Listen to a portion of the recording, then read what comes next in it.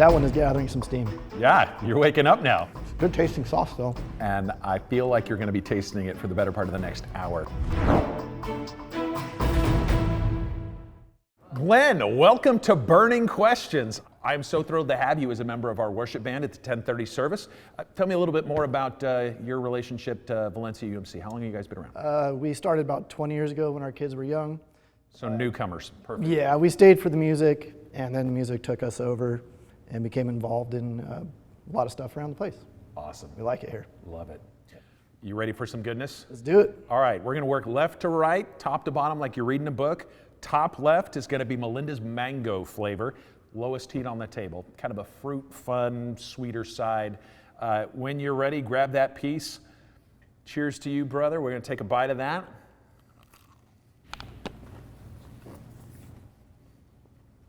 Mango's just sitting on you. Excellent. Well, I'm starting with some softball pitches. Everybody gets a Bible question about food. And so your Bible question to get us started was, who in the Old Testament gave a feast that involved tricking his new son-in-law?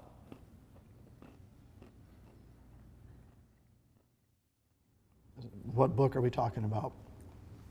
One of the ones in the Old Testament. I'll even narrow it down. It's the book of Genesis. Abraham. In the neighborhood, but incorrect. So we were looking for Laban. Very close. Laban is the father of Rachel and Leah. His son-in-law is Jacob, a descendant of Abraham. And what had happened was Jacob had worked for 7 years to earn his father-in-law's favor and to get a bride. He was in love with the younger daughter, Leah.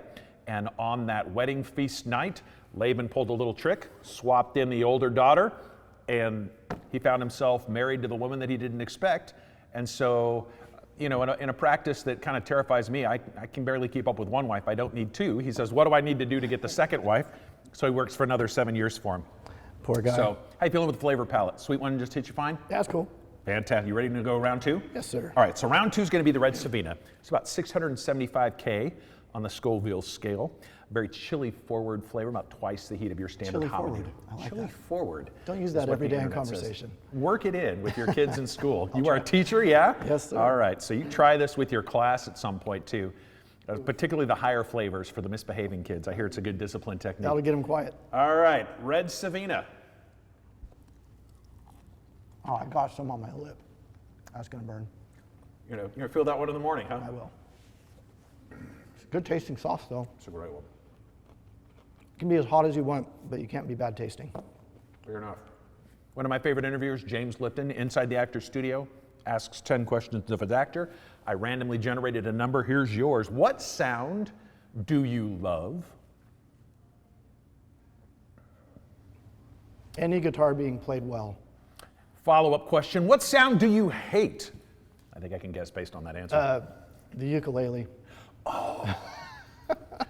Friends, don't tell Glenn I own 2 ukuleles. You go to Hawaii and it's everywhere. Just It make is. it stop. It's abundant. It's abundant. It's terrible. How's that flavor palette sitting with you? That's cool. That's a good one. I really That's like a good that. one. Ready to talk number 3? Sure. Number 3 is our 4X Reserve, made out of aged habaneros. And it's going to have a little more of a bite to it. Just ready? for you. Ready for a good bite? I appreciate you, man. That one tastes good too. This might be the one where you start blushing a little bit. That's what we pay for, right? That's right. That's what the kids came to see. All right, question number 3 comes from one of my favorite interviewers, Alan Alda from MASH fame. He says one of your favorite shows. Absolutely. He does a podcast on communication called Clear and Vivid. And he asks 7 questions about communication or interaction, human interaction at the end with all of his podcast guests. Your Alan Alda question is this, and you might feel this way about me. Glenn, how do you stop a compulsive talker? I walk out. Just walk away.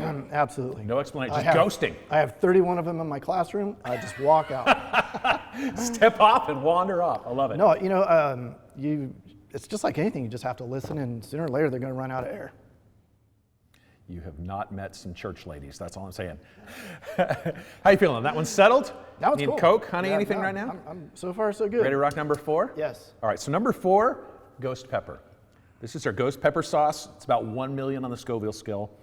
Comes out of the ghost peppers from North India. If you were looking for a flavor palette, this is like a 5 out of 5 in terms of the heat index. It'll wake you up in the morning. You ready for that? Number Chili 4? forward also? Sure, let's go with that. Oh, I got a lot. It'll wake you up. Can feel some warmth though. Feel a little Starting to warm? build. It's A little good. warm in there? Yeah, yeah. Excellent. What is Glen's favorite hidden gem in Valencia or the Santa Clarita Valley? I don't know how hidden it is, but Towsley Canyon, my favorite place for a bike ride or just a hike. It's a great trail. There's even a shorter one if you're feeling a little bit lazy. But like I just love taking our kids there when they were young. I remember the man had these little pink Dora the Explorer boots, and we're just all the way up to the top, dragging her with gummy bears. It's fantastic. So Towsley Canyon is a great. Towsley Canyon, solid vote. Yep. How's the palate? It's cool. It's starting to catch up a little bit, but Yeah. it's good. You're aware of the process. You're understanding the game a little bit now. Yeah. Burning questions. It's Hence the, rolling thunder. flavor palette. All right. So number 5 is our Big Daddy. This is Scorpion, made from these scorpion peppers from Trinidad. This is like 11 if on a scale of 5.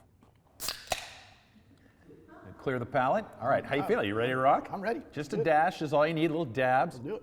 All right. My eyelids are starting to swell a little bit. That's cool. That one tastes really good too. It is an excellent taste. And I feel like you're going to be tasting it for the better part of the next hour. But it's hot. You're settling in now? Your final question is intended to not make you think too much. It's just a choice, one lane or the other. You're a religious man. And so, but you're also kind of a celebrity. So this one fits you well. Would you rather live the rest of your days as a monk or followed continuously by the paparazzi? Straight out monk. Except for the hair. If I got to do the tonsure thing, I'm not doing it. But Okay, that's your one line. You'll wear the vestments and the ties and everything else. Put me on a mountaintop and leave me alone. That'd be fantastic. Ideal. Absolutely. That one is gathering some steam. Yeah, you're waking up now. It tastes Feeling great. good. But hey, Glen K, you made it through burning questions. We appreciate your help. Thanks for having me. Thanks for handing us off into tough questions in our series.